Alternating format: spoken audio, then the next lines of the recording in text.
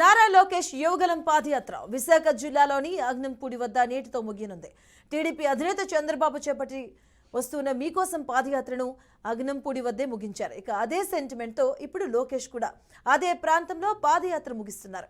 ఇక పాదయాత్ర ముగింపు సందర్భంగా ఈ నెల 20న విజయనగరం జిల్లా భోగాపురం మండలంలోని పోలిపల్లి వద్ద టీడీపీ విజయోత్సవ సభను నిర్వహించనుంది. ఇక విశాఖ జిల్లాలో లోకేష్ యువగలం పాదయాత్ర అయితే ఈ రోజు అగ్నంపూడితో అయితే ఆయన పాదయాత్ర ముగింపు అయితే కార్యక్రమం జరుగుతుంది. ముగింపు ఈ రోజు ఉండబోతుంది. అలాగే 97 నియోజకవర్గాల్లో ఆల్మోస్ట్ ఒక 3132 కిలోమీటర్లు కూడా ఆయన పాదయాత్ర కొనసాగించారు. దీనికి సంబంధించిన పూర్తి వివరాలు మా కరెస్పాండెంట్ తిలక్ లైవ్ ద్వారా అందిస్తారు. Over to Tilak.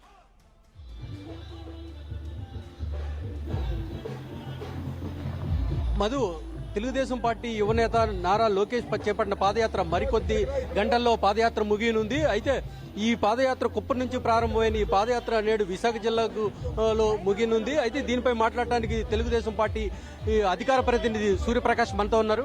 సార్ చెప్పండి, ఈ పాదయాత్ర లక్ష్యం ఏంటి? పాదయాత్రలో మీ దృష్టికి వచ్చిన అంశాలేంటి? ఈ అవినీతి అరాచక రాక్షస ప్రభుత్వాన్ని ఇంటికి సాగనంపడానికి, నియంత లాంటి జగన్మోహన్ రెడ్డి పాలనను అంతమొందించడానికి, అధికారం ఉందని విర్రవీగుతున్న వైఎస్ఆర్ కాంగ్రెస్ పార్టీ పాలనకు అంతిమ యాత్ర చేయడానికి పాదయాత్రను ఎన్నుకున్నాం. ప్రజలు అడుగడుగునా జన నీరాజనం పలికారు. ప్రజలు వాళ్ళ కష్టాలు చెప్పుకున్నారు. సోషల్ మీడియా వేదికగా కష్టాలు చెప్పుకుంటే అరెస్టు చేసే పరిస్థితి, బయటకు వచ్చి వాళ్ళ బాధలు చెప్తే కేసులు పెట్టే పరిస్థితి ఉన్న ఈ రాజ్యంలో ప్రజల్లో ఒక భరోసాను నింపాడు. తప్పకుండా వైఎస్ఆర్ కాంగ్రెస్ పార్టీ పాలనను యువగలం పాదయాత్ర అంతం చేయబోతుంది. ఎక్కడైతే చంద్రబాబు నాయుడు గారు వస్తున్నా మీకోసం యాత్ర ముగించి 2014లో అధికారంలోకి వచ్చామో అదే ప్లేస్ లో యువగలం పాదయాత్రను ముగించి 2024 ఎన్నికల్లో 150కు పైగా స్థానాల్లో తెలుగుదేశం పార్టీ గెలిచి ఈ రాష్ట్రంలో అధికారంలోకి రాబోతున్నాం. పాదయాత్ర మొత్తం కూడా పర్యటించిన వికలాంగుల సంస్థ మాజీ చైర్మన్ కోటేశ్వరరావు గారు మనతో ఉన్నారు. సార్ చెప్పండి, పాదయాత్రలో ఏ అంశాలు మీ దృష్టికి వచ్చాయి? ఇది పార్టీ ఏ విధంగా చూస్తుంది?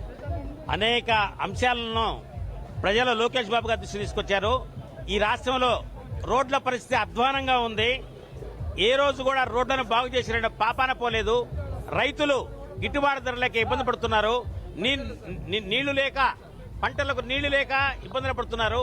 తుఫాను వచ్చిన ప్రాంతాల్లో కూడా ఈ ప్రభుత్వం ప్రజలను పట్టించుకోలేదని చెప్పేసి చీకొడుతున్నారు ఈ జగన్మోహన్ రెడ్డి. అయితే ఎక్కడికి వెళ్ళినా కూడా ఆడవాళ్ళు అయితే ఎప్పుడు పోతాడా జగన్మోహన్ రెడ్డి అని చెప్పి ఎదురు చూస్తున్నారు. ఎన్నికలు ఎప్పుడు వస్తాయా? తెలుగుదేశం పార్టీ అదేవిధంగా పవన్ కళ్యాణ్ గారిని ఈ ఇద్దరి జనసేన తెలుగుదేశం అధికారంలోకి రావాలని చెప్పి ప్రజలంతా కోరుకున్నారు. ఏమా కోరుకున్నారా? చూడండి, ఆ విధంగా ప్రజలు, ఎందుకంటే గ్యాస్ రేటు పెంచాడు, నిత్యావసర వస్తువుల రేట్లు పెంచాడు, బస్ ఛార్జీలు పెంచాడు, కరెంటు ఛార్జీలకి అయితే విపరీతంగా పెంచాడు. దాంతో ప్రజలంతా కూడా విసిగెత్తున్నాడు.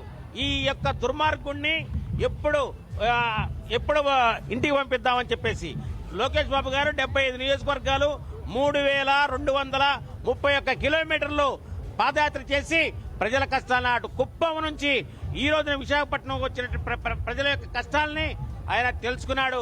ఈ రాష్ట్రానికి ఏం చేయాలని ఏదైతే ఒక యాక్షన్ ప్లాన్ తయారు చేయడానికి ఈ యొక్క పాదయాత్ర పనికొచ్చిందని చెప్పి నేను తెలియజేస్తున్నాను. అదే జగన్మోహన్ రెడ్డి పాదయాత్రలో ప్రజలను మోసం చేశాడు. చూశారు కదా, ఈ ఒక్కసారి అవకాశం ఏంటని చెప్పేసి అంటే చూశారు కదా ఏ విధంగా చేశారు.